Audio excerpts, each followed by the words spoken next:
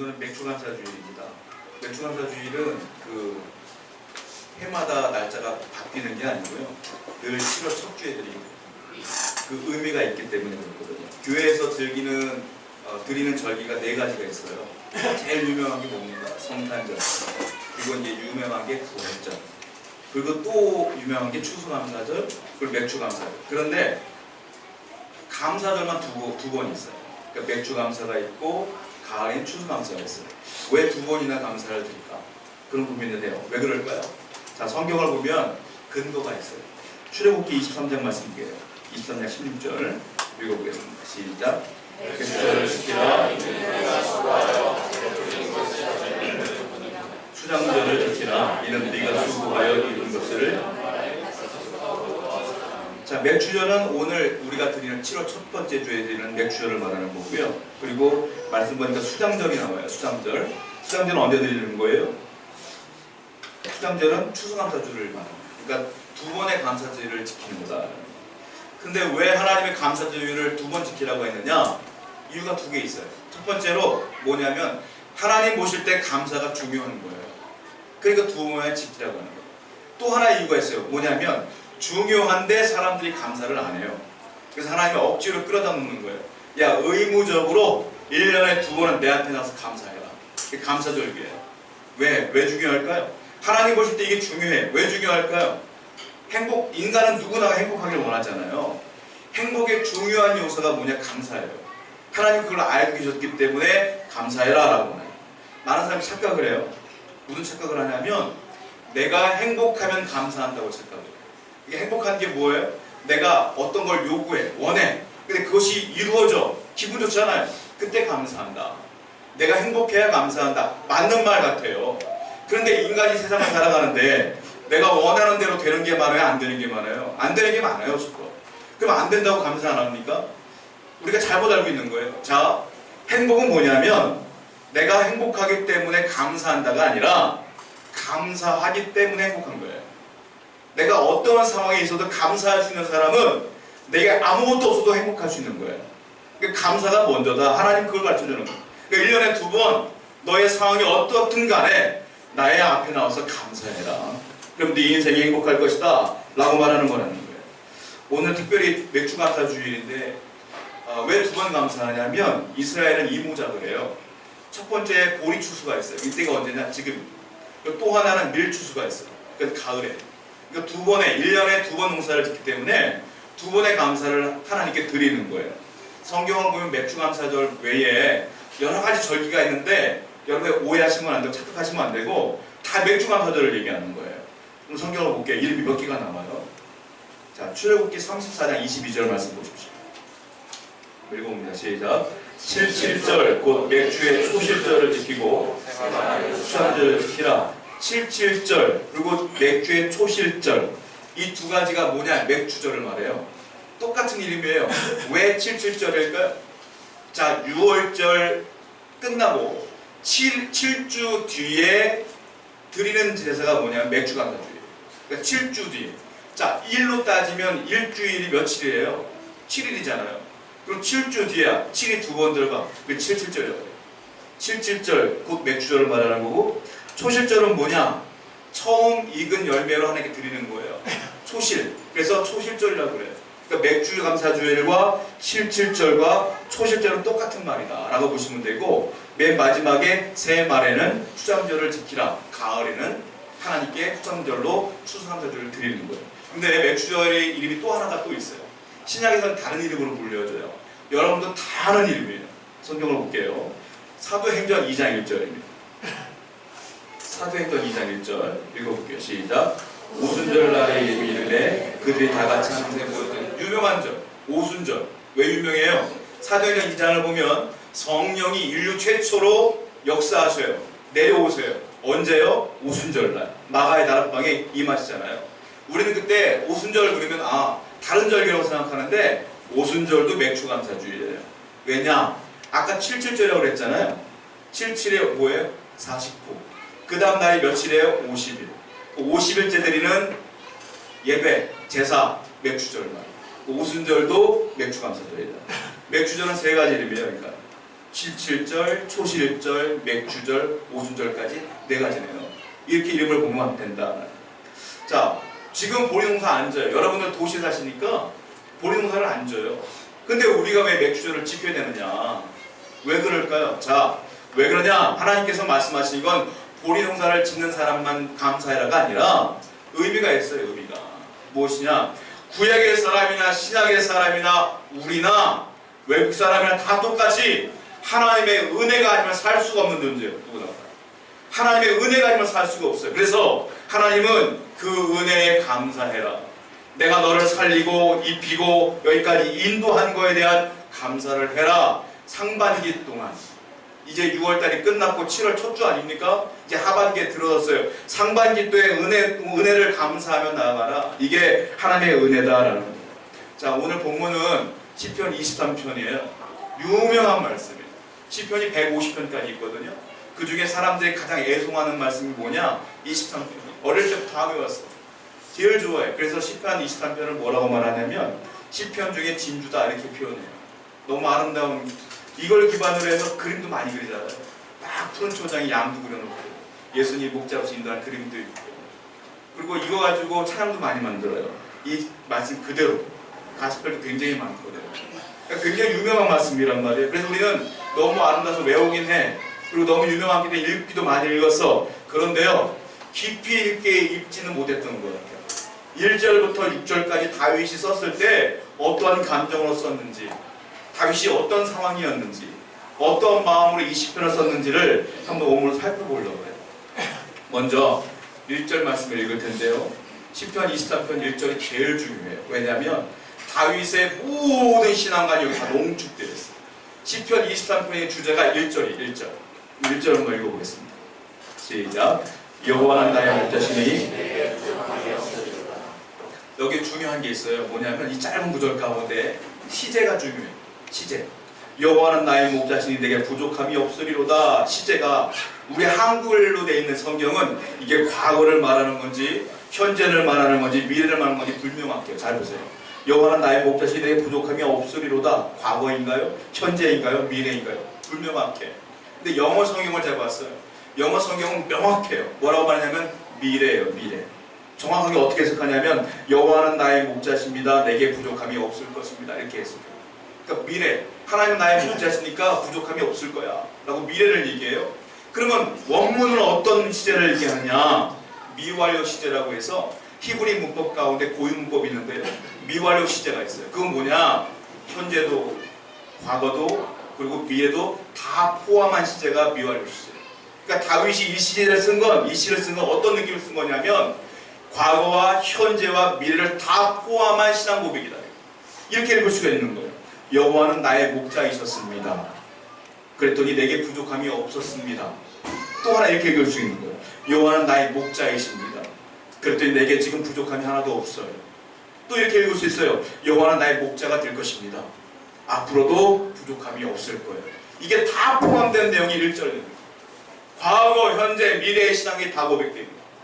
저와 여러분의 인생을 되돌아보세요. 여러분 얼마나 어려운 일도 있었고 슬픈 일도 있었고 즐거운 일도 있었겠죠. 그러니까 지금 내가 여기서 예배하고 있다는 건 뭐예요? 과거에 이미 하나님 나를 인도하신 거예요. 지금도 인도하시는 거예요. 앞으로도 인도하실 겁니다. 이 고백을 1절에서 고백하고 있는 거예요. 다윗이. 다윗의 고백뿐만이 아니라 저와 여러분들의 고백이 될 줄로 믿어요. 하나님은 여러분과 영원토록 함께 하실 분이다. 지금도 앞으로도 과거에도 이 다윗의 고백이 그렇다는 거예요. 그리고 다윗은 이렇게 1절에 딱 얘기한 뒤에 하나하나 얘기를 하기 시작해요. 이번에 현재를 얘기해요. 지금 나의 현재를. 자, 여기서 중요한 게 있어요. 1절 보십시오. 여호와는 나의 목자십니다. 나의 목자시니. 나의, 나의. 하나님은 다른 사람이 아니라 나의 목자예요. 나의 목자예요. 이게 행복의 조건이야. 여호와는 나의 목자십니다. 아무것도 없어요. 뒤에 결과가 나와요. 뭐가 나와요? 내게 부족함이 없습니다. 부족함이 없대요. 아무것도 필요가 없어요. 풍성해. 그 조건이 딱 하나. 뭐예요? 여호와가 내 목자가 됐더니 내게 부족함이 하나도 없는 거예요. 사람들은 잘못 알고 있는 것 중에 하나가 행복의 조건이 외형에 있다고 생각해요. 젊은 사람들하고 얘기해보면 나는 열심히 일해 성공할 거야. 나는 열심히 해서 여기까지 올라갈 거야.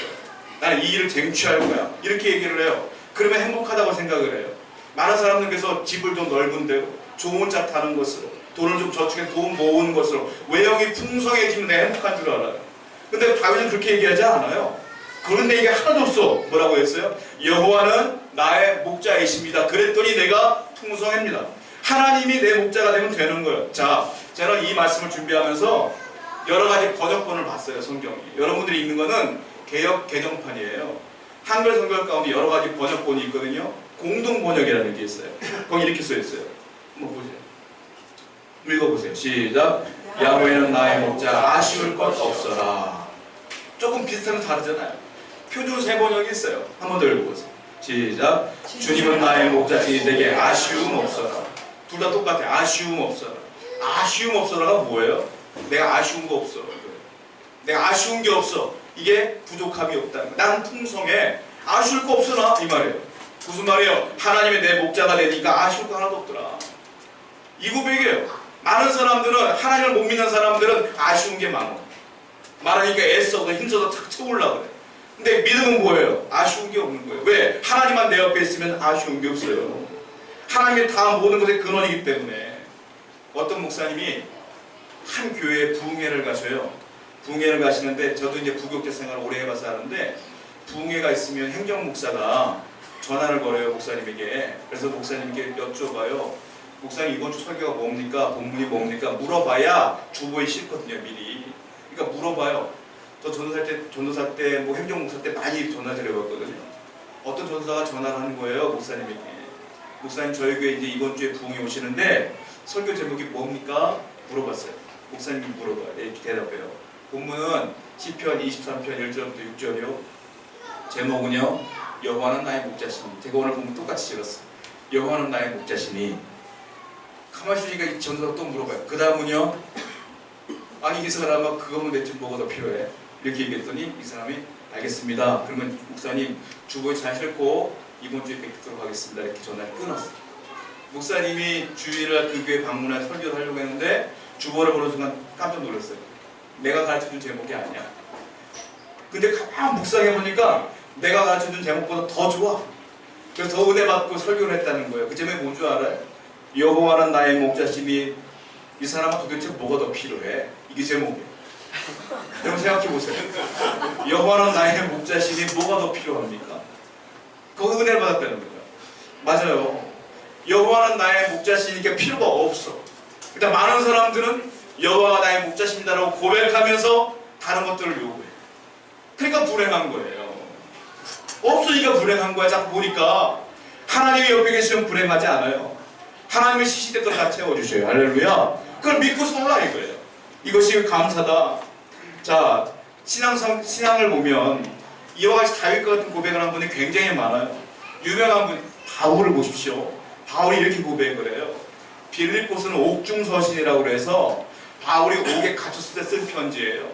바울이 지금 언제 죽을지 몰라. 내일 죽을지 모레 죽을지 몰라. 근데 그 가운데 이렇게 썼어요. 성경을 봅니다. 빌립보서 4장 11절과 12절에 시작. 내가 궁핍함으로 말하는 것이 아닙니다. 나는 비천에 처할 줄도 알고 풍부에 처할 줄도 알아. 모든 일 곧 배부름과 배고픔과 궁핍에 처할 줄 아는 일체의 비결을 배웠노라. 감옥에 갇혀 있는데 바울이 뭐라고 말하냐면 이렇게 고백하는 거예요. 내가 궁핍했기 때문에 말하는 것이 아니라 어떠한 형편에든지 내가 자족하기를 배웠다. 나는 만족한다. 있어도 감사, 없어도 감사한다. 나는 비천에 처할 줄도 알고 풍부에 처할 줄도 안다. 왜 그러냐면 내가 배고프고 배부르고 이 모든 것들은 내가 하나의 비결을 배웠다는 거예요. 그 비결을. 그리고 그 비결을 얘기해요. 그 다음 절 13절 말씀 보세요. 시작. 내게 능력 주시는 자 안에서 내가 모든 것을 할 수 있느니라. 그 비결은 뭐냐? 내 안에 주님이 계셨더니 그분이 만족할 힘을 내게 주셨다 이거예요. 그래서 내가 능력 주시는 자 안에서, 그분 안에서 내가 모든 것을 할 수 있다. 비천에도 없어도 난 감사할 수 있다. 다윗의 고백과 바울의 고백이 똑같은 거예요. 없어도 하나님 계시면 된다. 이것이 감사다. 근데 이걸 많이 잘못해서 오용을 해요. 특별히 시험 보거나 이런 분들은 내게 능력 주시는 자에서 내가 모든 걸 살 수 있습니다. 절대 그게 아니에요. 그 능력이 아니에요. 만족한 능력. 하나님 감사한 능력을 얘기하는 거란 말이에요. 찬송가 중에 보면 이런 게 있잖아요. 높은 산이 거친 들이 초막이나 궁궐이나 매주 예수 모신 곳이 그 어디나 하늘나라. 매주 모신 곳이 어디나 하늘나라. 주님이 계신 곳이 어디나 하늘나라. 비천한 곳에서도 주님 내 옆에 계시면 거기가 하늘나라. 아멘이지 않습니까 여러분? 다윗의 고백과 바울의 고백과 2차 전기 똑같은 거예요. 그러니까 행복의 조건은 뭐냐? 행복하기 때문에 감사하는 게 아니라 감사하기 때문에 행복한 거예요. 주님이 내 안에 계시니까. 그러면 다윗은 이번에는 과거를 회고해요. 내 과거를 딱 묵상하는 거예요. 2절 말씀 보겠습니다. 10편 23편 2절 시작. 그가 나를 푸른 불밭에 누이시니. 과거를 생각해봐요. 내가 목자 시절 때, 목동 시절 때 하나님이 나를 푸른 풀밭에 누이시며 쉴만한 물가로 인도하셨지 라는 고백을 하는 거예요. 한국의 그림 같아. 생각해보세요. 푸른 초장에 양이 누워있어. 양이 지금 다윗을 고백하는 거야. 내가 양이다 이거야. 누워있어. 근데 거기에 막 물가가 있어. 얼마나 평화로워 보이고 한적해 보이고 아름다워 보입니까? 그 모습을 2절에 고백하는 거예요. 왜 이렇게 고백했느냐? 다윗이 원래 어린 시절 때 목동이었거든요. 자기가 목자였어요. 그렇기 때문에 자기가 과거를 생각하면서 내 인생을 곱씹으면서 하나님이 나를 이렇게 인도했지 라고 하면서 요 고백을 하는 거예요. 자, 여러분들이 생각해 봐야 될 게 있어요. 뭐냐면 이 풀밭에 누워있는 양의 모습을 상상해 보셔야 돼요. 이게 중요해요. 그냥 넘어갈 문제가 아니에요. 이게 굉장히 중요하거든요. 제가 책을 한번 읽었는데요. 양과 목자라는 책이 하나 있어요. 그게 필립 켈러라는 분이 쓰신 거고 원제목은 이렇게 원래 읽어요. 목자가 시편 23편을 바라보다 이런 뜻이에요. 양과 목자라고 우리나라 책은 나왔는데 왜 그러냐면 필립 켈러가 누구냐면 아버님과 어머니 선교사였어요. 아프리카 선교사. 그러니까 어린 시절 때 어머니가 아버지가 선교 사역할 때 거기서 같이 사역을 하다가 이 사람이 성장을 해 호주로 넘어와서 스스로 목자가 돼. 그러니까 그 양을 치는 목장 운영을 해요. 8년 동안. 그러다 보니까 이 양들의 생리를 너무 잘 알아. 그거 23편을 딱 봤는데 자기가 양을 쳐보다가 10편 23편을 보는데 이게 놀라운 구절인 거예요. 이 절 말씀이. 어떤 구절이냐면 양이 풀밭에 눕는다는 건 쉬운 게 아니라는 거예요. 양이 안 눕는데요. 언제 눕느냐? 조건이 필요해요. 첫 번째, 늑대가 없을 때. 천적이 없어야 눕는데요. 절대 양은 안 눕는데요.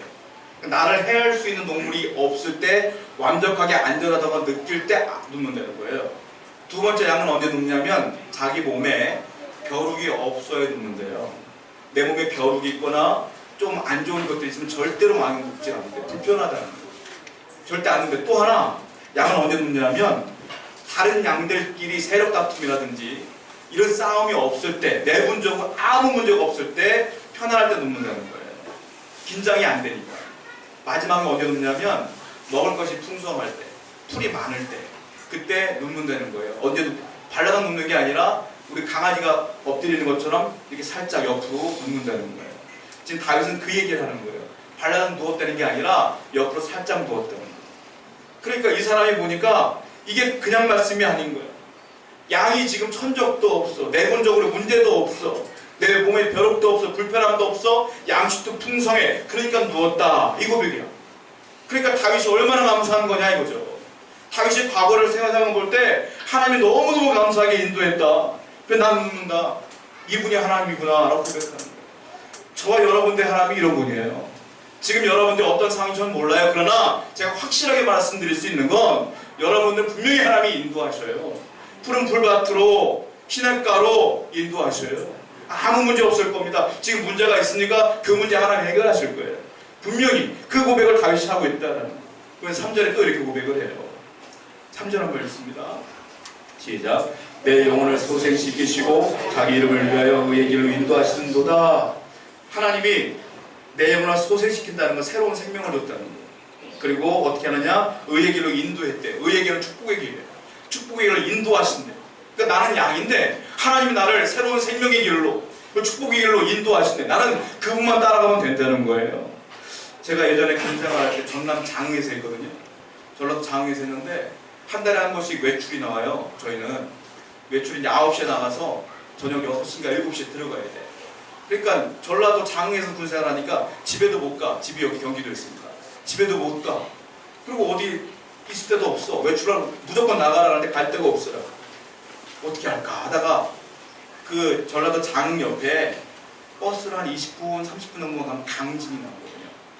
그리고 그 강진에서 또 한 30분 정도만 가면 해남이 나와. 그러니까 전라도 장흥이 어디냐면 땅크죠, 땅크. 그 거기에요, 거기. 그래서 보니까 강진에 다산초당이라고 있대요. 저는 그때 안 가봤는데 전라도를 처음 가봤고 거길 가보자는 거예요. 같이 나온 동기들이. 거기 가자 하고 거기 나는 가보려고 쭉 가는데 어떻게 갈지 모르겠는 거예요. 처음 가는 길이라. 근데 어떤 젊은 사람이 배낭을 메고 있더라고요. 우리 또래 같아요. 그래서 물어봤어요. 혹시 다산초당 가는 길 아십니까? 했더니 이 사람이 저는 부산 사람인데 생전 처음 전라도로 놀러 왔대요. 자기도 모르겠대. 그래서 그럼 잘 여행 잘 하시라고 헤어졌거든요. 그리고 어떻게 찾아서 갔어요. 제가 이 말씀을 준비하다 그때 그 생각이 번뜩 나왔어요. 그때 무슨 생각했냐면 제가 그때 그 신우회를 운영하고 있었거든요. 운영이라고 그러니까 설교하고 있었거든요.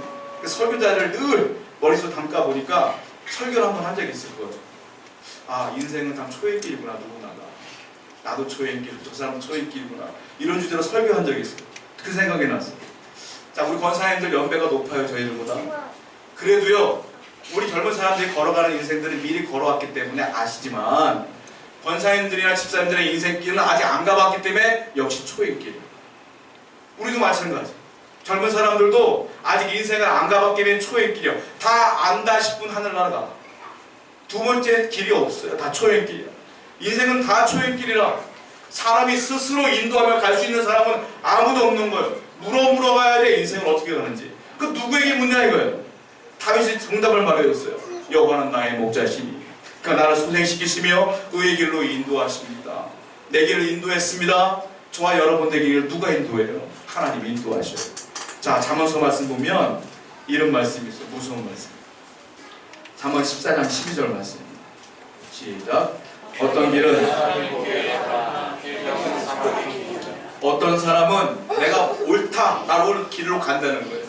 이 길이 맞아 라고 간다는 거예요. 가다 보니까 어떻게 돼요? 필경은 사막의 길이니라. 내가 옳다고 해서 갔는데 죽어요. 죽는 길이요. 사람은 그래요. 사람은 다 초행길인데 맞다고 확실해. 이거 확실해. 하지만 가보면 아니에요. 근데 이걸 확실하게 인도하시는 분이 누구냐? 하나님 분이 없어요. 여러분들 창조하시고 인도하시는 분 하나님 분이 없어요.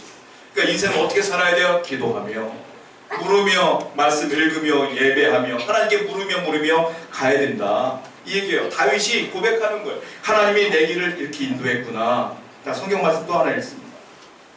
시편 119편 105절입니다. 시작. 주의 말씀은 내 발의 등이요 내 길의 빛이니라. 누가 인도해요? 주의 말씀이 내 발의 등으로서 나를 인도하십니다. 그리고 시편 24편 4절을 보니까 다윗이 또 이렇게 고백합니다. 읽습니다. 시작. 내가 사망의 음침한 골짜기로 다닐지라도 해를 두려워하지 않을 것은 주께서 나와 함께 하시리라. 주의 지팡이와 막대기가 나를 안위하시나이다. 자, 목자가요 두 가지 몽둥이가 있는 거예요. 하나는 뭐라고 써있어요? 주의 지팡이. 또 하나가 뭐 있어요? 주의 막대기. 이게 하나가 아니에요, 여러분들. 오해하시면 안 돼요. 하나 가지고 지팡이라 했다가 막대기라는 게 아니라 주의 지팡이는 양을 칠 때 툭툭 치는 거예요. 일리 가라 인도할 때 쓰는 게 지팡이. 막대기는 뭐냐? 훨씬 더 굵고 단단하고 세. 뭐냐? 들짐승이 올 때 싸우는 거예요. 목자가. 막대기는 쳐부수는 거예요. 무기야 무기. 그러니까 지팡이와 막대기를 늘 들고 다녀요. 그리고 양을 칠 때는 지팡이로 슬슬 인도하고 적이 나타날 때는 들짐승이 나타날 때는 싸우는 거예요. 목자가 대신 싸워주는 거예요. 그래서 다윗이 고백해요. 지팡이와 막대기로 나를 인도하신다. 과거를 생각해봐요. 하나님이 내가 갈 길을 모를 때 말씀으로 인도했고 사울이 나를 죽이려고 할 때 바벨론이 블레셋이 나를 죽이려고 할 때 골리앗이 나를 죽이려고 할 때 압살롬이 나를 죽이려고 할 때 하나님이 이기게 해주셨구나. 그래서 하나님이 나를 인도하시며 보호하셨구나 라고 고백합니다. 여러분들의 인생을 잘 생각해 보세요. 인도하신 것도 있고 위기 때 하나님이 이기게 하신 것도 있어요. 다 하나님의 은혜가 있어. 그 고백을 한다. 자, 성경 한번 읽겠습니다. 시편 121편 4절부터 6절입니다. 시작. 이스라엘을 지키시는 이는 졸지도 아니하시고 너를 지키시는 이시라. 여호와께서 내 오른쪽에서 내 그늘이 되시나니 낮에 해가 너를 상하게 하지 아니하며 밤에 달도 너를 해치지 아니하리라. 하나님은 뭐라고 말합니까? 너를 지키는 이가 졸지도 아니하시며 주무시지도 아니하시고 항상 우리를 지켜주시고 보호하시는 분이 하나님이시다. 이 고백을 하는 거예요. 그러면서 다윗이 이렇게 얘기를 해요. 승리를 주신 하나님. 23편 5절입니다. 시작. 주께서 내 원수의 목전에서 내게 상을 차려주시고 기름을 내 머리에 부으셨으니 내 잔이 넘치나이다. 고백하는 거예요. 맞아. 사울이 결국 날 죽이려고 했지만 내가 죽지 않고 사울이 먼저 죽었지. 하나님이 내게 승리를 주셨지. 하다 보니까 눈물이 주르륵 흘리면서 노래를 부르고 하나님이 나를 인도하시며 보호하시며 승리케 해주셨구나. 사도 바울이 똑같은 얘기를 해요. 제가 지난 금요일날 이 말씀을 읽으면서 우리 성도님들에게 비변밥과 같은 얘기다 이렇게 말씀드렸는데 한번 읽어보세요. 로마서 8장 28절 시작.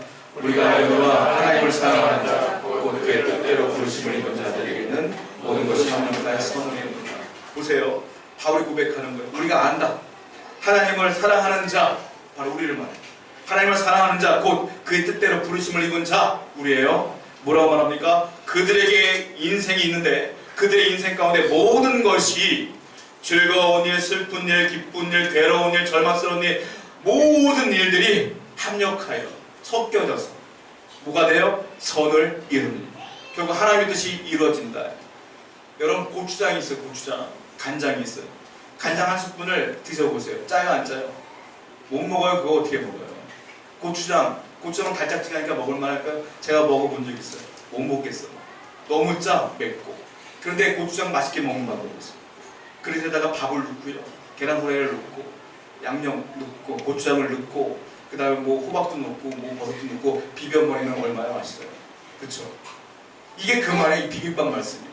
뭐냐? 너에게 슬픈 일이 있었느냐? 절망의 말씀이 있었느냐? 괴로운 일이 있었느냐? 즐거운 일이 있었느냐? 그 모든 것들이 나에게 비벼져서 합력되어져서 뭐가 돼? 결국은 하나님의 선한 뜻으로 바뀌어진다. 여러분들에게 즐거운 일이 있어도요 너무 즐거워하지 마세요. 왜? 안 좋은 일이 곧 생겨. 왜? 성경에 써있거든. 안 좋은 일이 있다고 써있거든. 그러니까 나쁜 일이 있다고 너무 절망하지 말아요. 왜? 좋은 일도 생겨. 그런데 나중에 어떻게 돼요? 결합돼서 섞여져서 뭐가 된다고요? 하나님의 뜻으로 완성되어지는 거예요.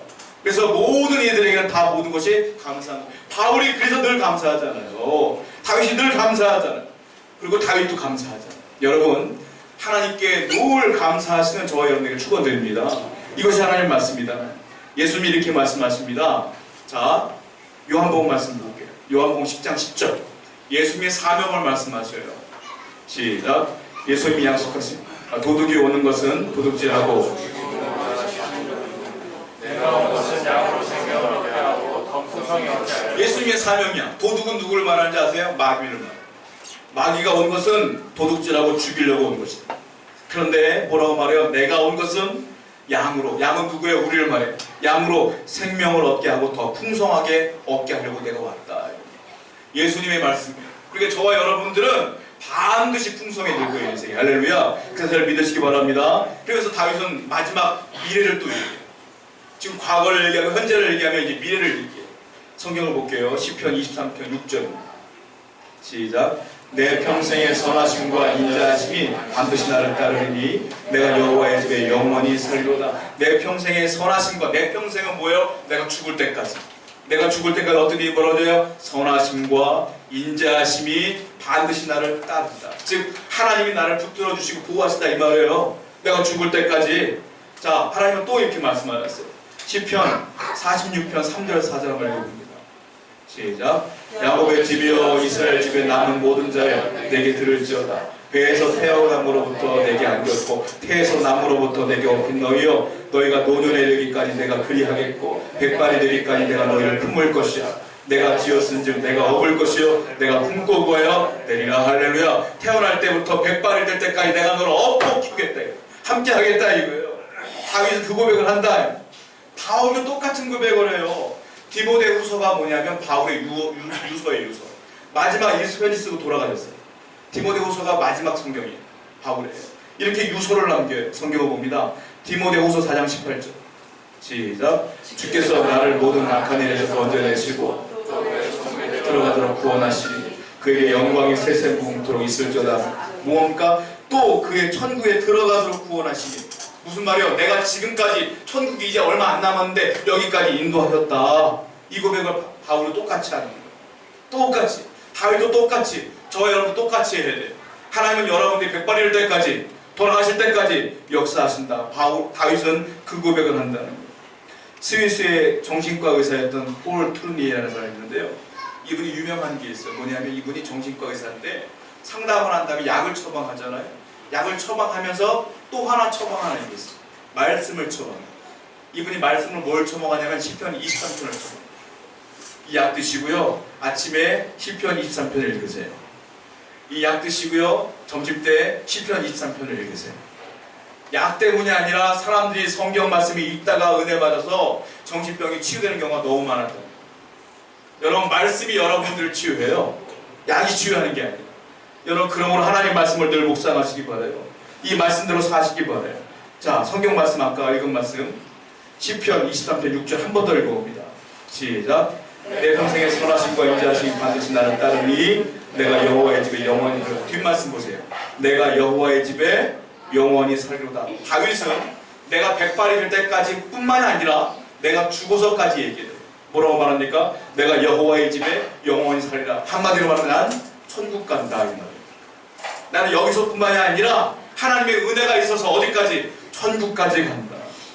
자, 잠언 14장 32절 말씀. 성도는 죽음이 와도 괜찮은 거예요. 안 믿는 분들은 죽으면 큰일 나는 거예요. 왜? 살아생전에 예수를 안 믿기 때문에 죽으면 큰일 나는 거예요. 우리는 죽어도 괜찮아. 성경을 보세요. 시작. 악인은 그의 환난에 엎드려져도 의인은 그의 죽음에도 소망이 있느니라. 할렐루야. 죽어도 천국이라는 소망이 있는 거예요. 안 믿으면 죽으면 큰일 나는 거예요. 죽기 전에 믿어야 돼요. 자, 예수님도 이렇게 약속했어요. 또 예수님의 사명을 얘기해요. 요한복음 14장 1절부터 2절입니다. 시작.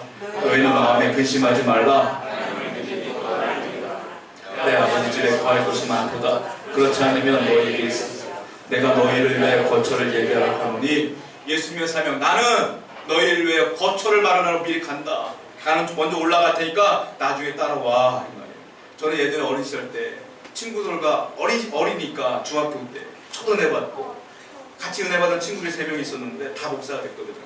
그 친구들과 서로 아무것도 모르면 논쟁하는 거예요. 뭐라고 말하냐면 천국은 어디 있을까? 한 친구가 이렇게 저 우주에 있을 것 같아.